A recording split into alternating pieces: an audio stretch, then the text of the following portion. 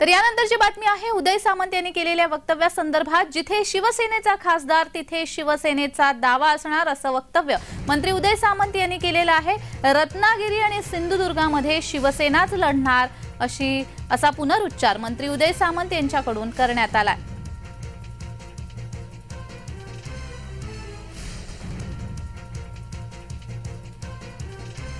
शिवसेना असेल, भाजप असेल, राष्ट्रवादी काँग्रेस पार्टी असेल, याच्यामध्ये जागांचं जे विभाजन आहे किंवा जागांच्या चर्चा ज्या आहेत हे तीन नेते मिळून करतील। माननीय एकनाथ शिंदेसाहेब, देवेंद्रजी आणि अजितदादा। आपल्या सगळ्यांना देखील माहिती आहे की रत्नागिरी सिंधुदुर्ग जागा ही शिवसेनेनं लढलेली आहे आणि म्हणून त्याच्यावर शिवसेनेचा दावा आहे। परंतु प्रत्येक पक्षाला स्वतःचा पक्ष वाढवण्याचा अधिकार आहे।